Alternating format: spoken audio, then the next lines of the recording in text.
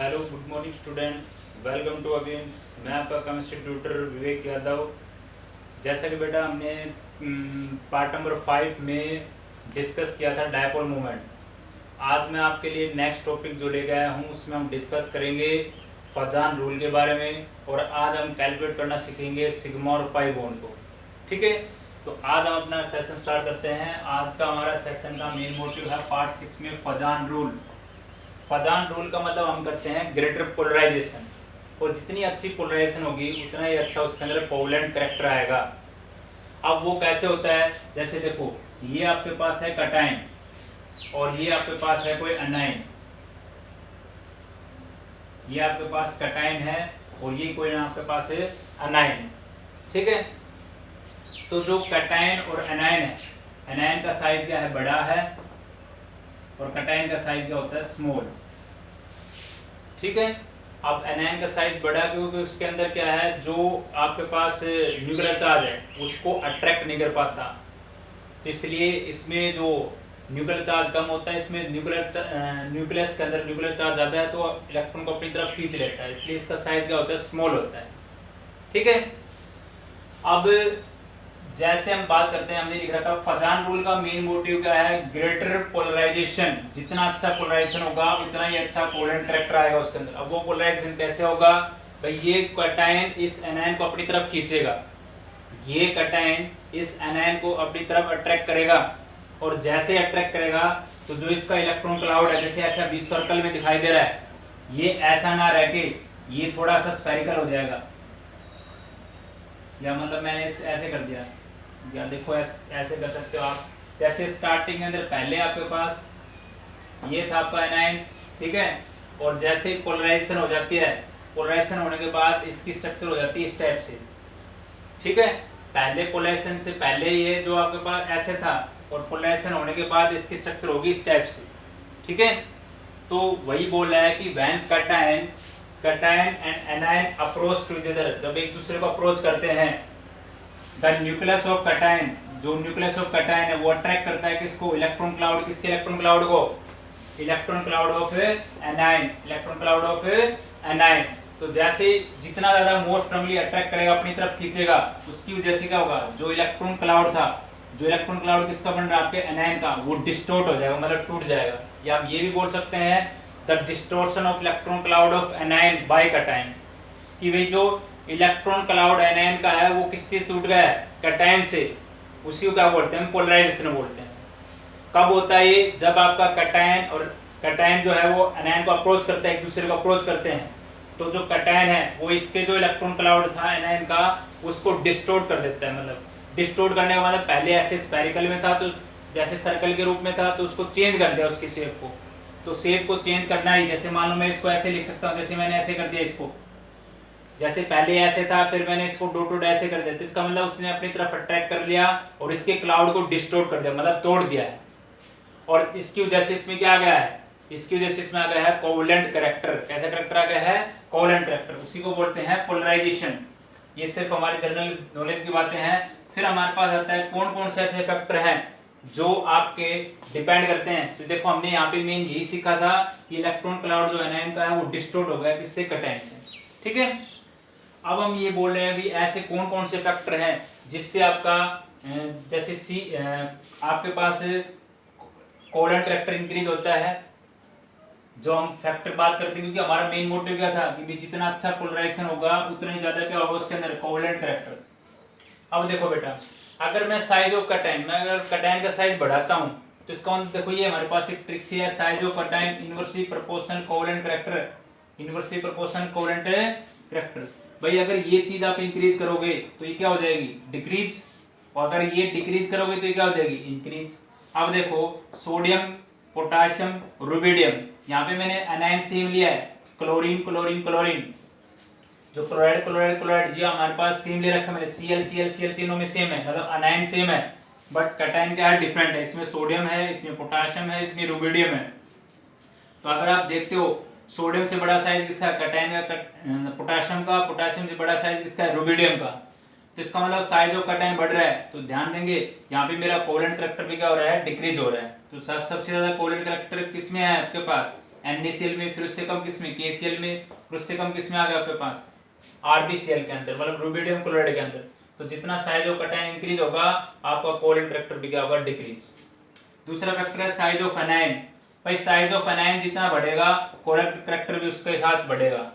Size of anion अगर बढ़ता है, साइज ऑफ एनायन बढ़ता है तो आपका CC का मतलब है कॉलन ट्रैक्टर। तो देखो यहाँ पे क्या है, सोडियम मैंने सब में सेम ले रखा, कटायन मैंने सब में सेम ले लिया, बट मैंने एनायन को बढ़ा दिया। यहाँ पे फ्लोरीन है, यहाँ पे क्लोरीन है, यहाँ पे ब्रोमीन है, यहाँ पे आयोडीन है।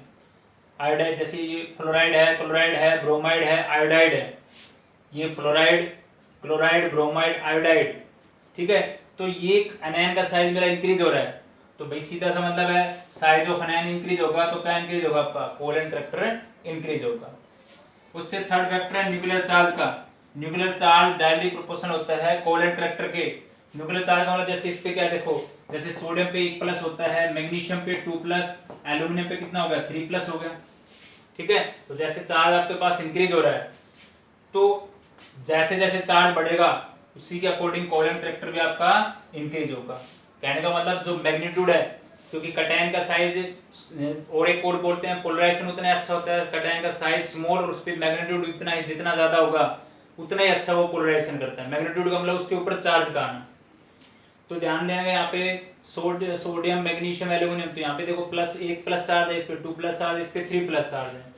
तो भाई न्यूक्लियर चार्ज बढ़ेगा तो कॉलन ट्रैक्टर भी आपका इंक्रीज होगा। एक है इलेक्ट्रॉनिक कॉन्फ़िगरेशन। अगर आपके पास 18 इलेक्ट्रॉन सिस्टम के इलेक्ट्रॉन है, 18 सिस्टम इलेक्ट्रॉन के कोई कम एलिमेंट है, उनके अंदर कॉलन ट्रैक्टर ज्यादा होता है कंपैरिजन टू 8 इलेक्ट्रॉन सिस्टम। अब 18 में मैंने एक एग्जांपल दिया जैसे CuCl से NaCl, तो ये किसका एग्जांपल है 18 इलेक्ट्रॉन का, और ये किसका है 8 इलेक्ट्रॉन का। कॉपर क्लोराइड जो ये आपके पास है, कुप्रस क्लोराइड है, ये आपके पास 18 इलेक्ट्रॉन का है, ये 8 इलेक्ट्रॉन का है। तो इसका मतलब क्या है, इनके जो 18 इलेक्ट्रॉन सिस्टम है उसके अंदर जो मोर कॉलन ट्रैक्टर शो करते हैं comparison to 8 electron system, comparison to 8 electron है सिस्टम। तो इसका मतलब हमारा जो यहाँ पे फजान रूल जो टॉपिक था वो मेन ये बता रहा है अभी कैसे हम कॉलन ट्रैक्टर को इंक्रीज करते हैं। तो कॉलन ट्रैक्टर इंक्रीज करने के 3 तरीके हैं। साइज ऑफ एनायन बढ़ा दो, न्यूक्लियर चार्ज बढ़ा दो आप, ठीक है, और साइज ऑफ कटायन को क्या कर दो कम कर दो। साइज ऑफ कटायन को डिक्रीज करेंगे तो कॉलन ट्रैक्टर आपका क्या होगा इंक्रीज होगा। कॉलन ट्रैक्टर क्या होगा आपका इंक्रीज होगा, ठीक है। तो ये बातें आप ध्यान रखेंगे इसके अंदर। ये था आपका छोटा सा एक टॉपिक फजान रूल का, ठीक है। अब हम सीखते हैं इसी के अंदर जैसे सिग्मा और पाई बॉन्ड के बारे में। सिग्मा और पाई बॉन्ड, सिग्मा बॉन्ड जो है वो आपके पास हेड टू हेड ओवरलैप से होता है, पाई बॉन्ड साइडवेज ओवरलैप से होता है। अब हम कैलकुलेट करेंगे कुछ एग्जांपल में सिग्मा और पाई बॉन्ड को।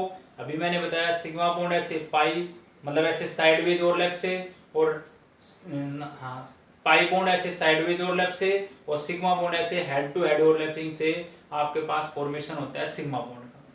तो अब हम चलते हैं सिग्मा और पाई बॉन्ड की तरफ, ठीक है। तो अब देखते हैं हमारे पास है सिग्मा और पाई बॉन्ड। सिग्मा को इस नोटेशन से रिप्रेजेंट करते हैं, पाई को इस नोटेशन से करते हैं बेटा। बोले तो अभी हमने बात बताई आपके पास जो sigma bond these are formed by overlapping of orbital. Orbital कौन आपके पास वही तो थे S P D F, यही तो है ऑर्बिटल आपके।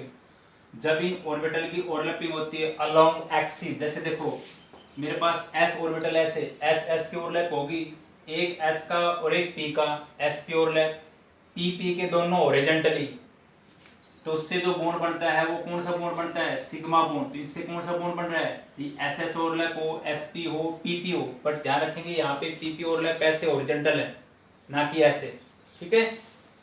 तो ये भी बोल सकते हैं भाई सिग्मा बॉन्ड जो है formed by the overlapping of orbital along the axis, axis के अलोंग अगर ओवरलैप करते हैं तब बनता है आपका सिग्मा बॉन्ड। और दूसरा सिग्मा बॉन्ड के अंदर कौन कौन सी ओवरलैप इन्वॉल्व होती हैं SS SP और PP, SS SP और PP। उसके बाद जो पाई बॉन्ड है these are formed by sideways, मतलब ऐसे ओवरलैप करते हैं, साइडवेज ओवरलैपिंग करते हैं, तो यहां से बनता है आपके पास पाई बॉन्ड। तो इसमें एक ही ओवरलैप है PP, और वो भी कौन सी ऐसे वर्टिकली ना कि हॉरिजॉन्टल, ठीक है। उसके बाद ये सिग्मा बॉन्ड जो होता है वो स्ट्रॉन्ग बॉन्ड होता है, और जो पाई बॉन्ड है वो कमजोर बॉन्ड होता है, वीक बॉन्ड होता है। दे आर लेस रिएक्टिव, सीधा मतलब भाई स्ट्रॉन्ग बॉन्ड है, इसका मतलब ये क्या है लेस रिएक्टिव है।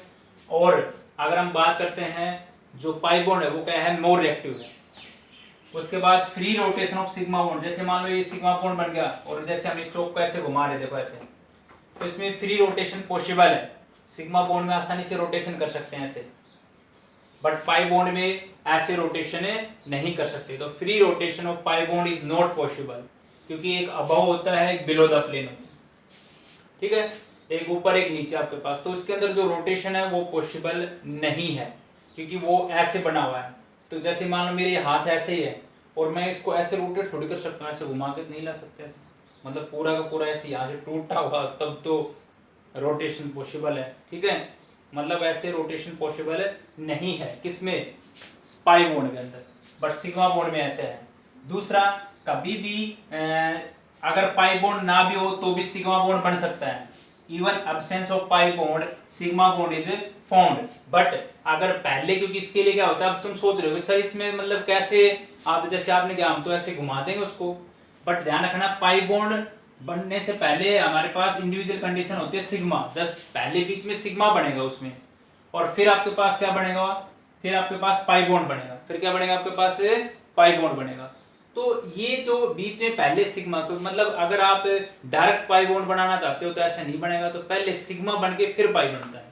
डायरेक्ट कभी सीधा पाई नहीं बनता, पहले सिग्मा बनेगा फिर पाई बनता है।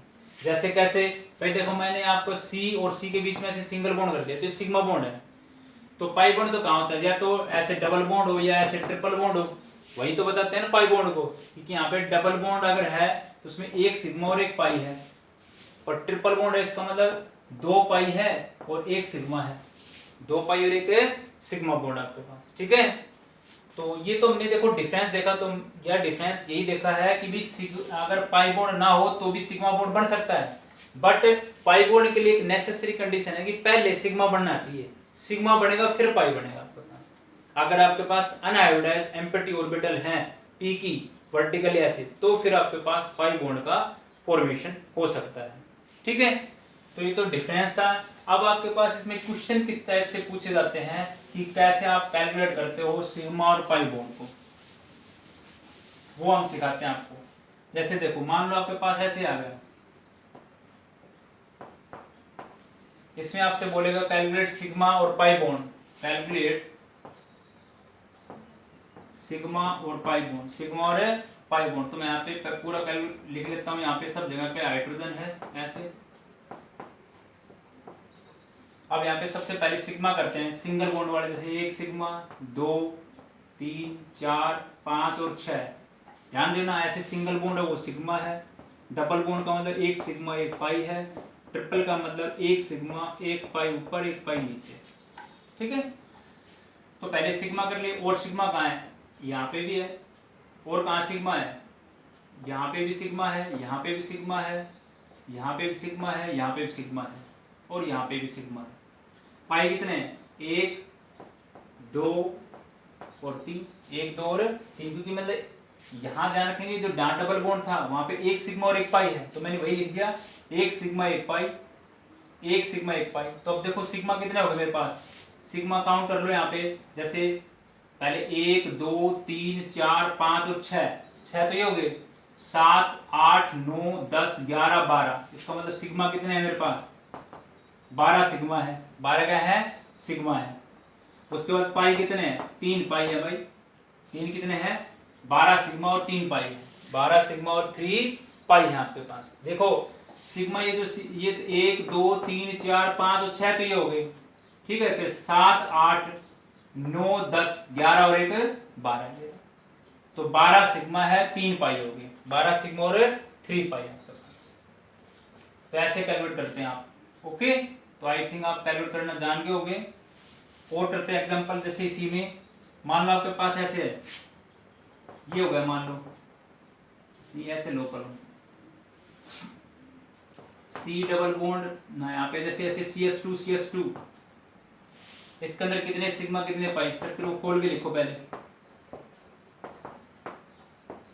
Single bond sigma sigma sigma sigma, double bond का मतलब एक सिग्मा और एक पाई। तो सिग्मा कितना है, 1 2 3 4, तो 4 सिग्मा है, पाई कितना है, 1 है, 1 पाई नहीं, सिग्मा तो 5 हो गए ना, भाई 1 2 3 4 तो ये होगा सिग्मा, एक सिग्मा ये, 5 सिग्मा 1 पाई, 5 सिग्मा और 1 पाई आपके पास। अगर मान लो ऐसे आ जाए, इसमें पूछे कितने सिग्मा कितने पाई, स्ट्रक्चर को खोल के लिखो थोड़ा, 1 सिग्मा 2 सिग्मा। अब मैंने बताया ट्रिपल बॉन्ड के अंदर क्या होता है, 1 सिग्मा और 2 पाई, 1 सिग्मा और 2 पाई, तो देखो 1 पाई ऊपर 1 पाई नीचे और 1 सिग्मा ये रहा भाई, तो सिग्मा कितना हो गया 1 2 3, तो 3 सिग्मा है और 1 पाई है ना, 2 पाई, 3 सिग्मा और 2 पाई, 1 पाई ऊपर 1 पाई नीचे, 3 सिग्मा 2 पाई, 3 सिग्मा और पाई कितने हैं 2 है, पाई कितने हैं 2 आपके। तो ऐसे कैलकुलेट करते हो आप सिग्मा और पाई, ठीक है। और एग्जांपल करते हैं,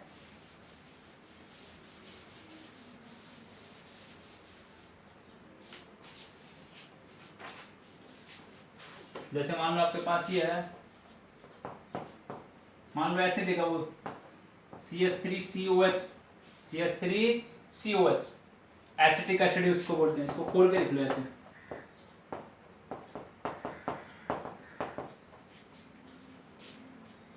अब देखो sigma single word, sigma sigma sigma, यहाँ पे भी सिग्मा, डबल बॉन्ड आ रहा है तो इसका मतलब 1 सिग्मा और 1 क्या है पाई, फिर एक और सिग्मा, फिर एक और सिग्मा। सिग्मा कितने हुए 1 2 3 4 5 6 7, 7 सिग्मा, पाई कितना है 1 पाई, 7 सिग्मा 1 पाई आपके पास। 1 2 3 4 5 6 7, 7 सिग्मा 1 पाई, 7 सिग्मा और 1 पाई आपके पास, ठीक है।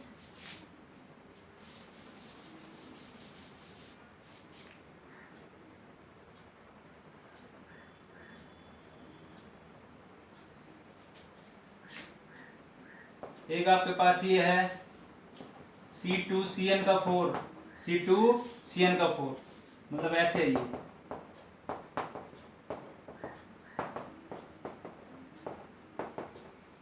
इसके अंदर बताने कितने सिग्मा और कितने पाई है। अब इसके लिए देखो इसको स्ट्रक्चर को थोड़ा और खोल के लिखेंगे, क्योंकि इसके बीच में जो बॉन्ड होता है वो ट्रिपल बॉन्ड होता है ऐसे।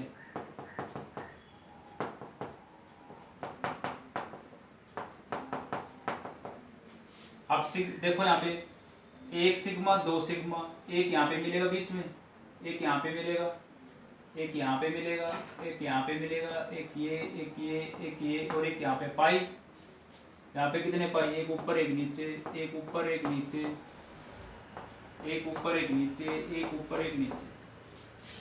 अब सिग्मा काउंट करो कितने हैं भाई, 1 2 3 4 5 6 7 8 और एक 9, तो 9 तो सिग्मा है।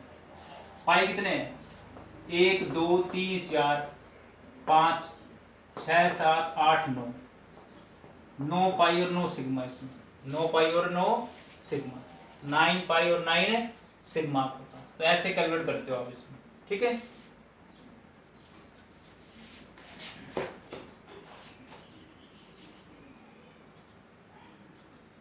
अच्छा मान लो एक और करते हैं, देखो ये कर लिया ना आपने, एक ऐसे है C3O2, तो C3 है, C3O2 आपके पास। तो देखो यहाँ पे O2 थे ना और C3 है, तो यहाँ पे क्या है देखो 1 सिग्मा 1 पाई, 1 सिग्मा 1 पाई, 1 सिग्मा 1 पाई, 1 सिग्मा 1 पाई। सिग्मा कितने हैं 1 2 3 4, 4 सिग्मा, पाई 1 2 3 4, 4 पाई, 4 सिग्मा 4 पाई, 4 सिग्मा 4 पाई। तो ऐसे आप कैलकुलेट कर सकते हो सिग्मा और पाई बॉन्ड, ठीक है।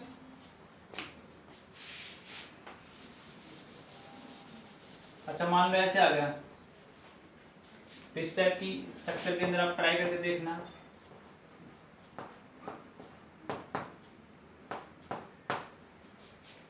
यहाँ कितने सिग्मा पाई है, पाई तो देखो 1 2 3 4 5, 5 पाई है, कितने पाई है 5 पाई है भाई, 1 पाई 2 3 4 और 5, 4 और 5।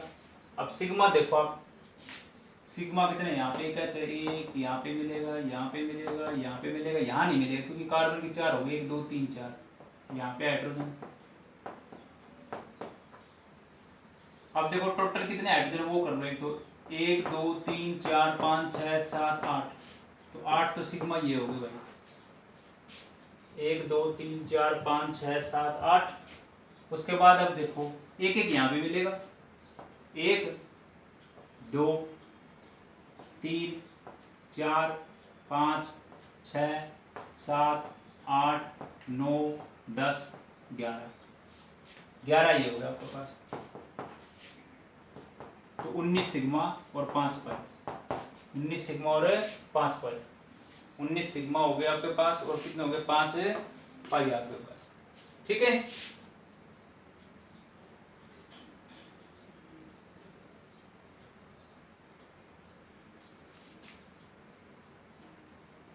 उन्नीस सिग्मा 5 पाई, 19 सिग्मा और 5 पाई आपके पास। ठीक है, तो ऐसे हम सिग्मा पाई बॉन्ड को कैलकुलेट कर सकते हैं।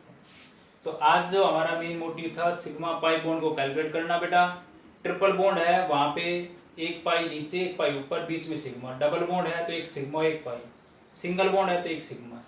ओके, और हमने फजान रूल को सीखा कि भाई कैटायन किसको डिस्टोर करता है, एनायन के इलेक्ट्रॉन क्लाउड को डिस्टोर करता है। अगर कैटायन का साइज जितना छोटा रखेंगे और उसका मैग्नीट्यूड जितना ज्यादा होगा तो आपके पास कोवेलेंट करैक्टर उतना ही ज्यादा होगा। एनायन का साइज बढ़ता है कोवेलेंट करैक्टर बढ़ता है, न्यूक्लियर चार्ज बढ़ता है कोवेलेंट करैक्टर बढ़ता है। तो उसके एग्जांपल मैंने आपको बता दिए थे। तो यहाँ तक आप कंप्लीट करेंगे। Thank you.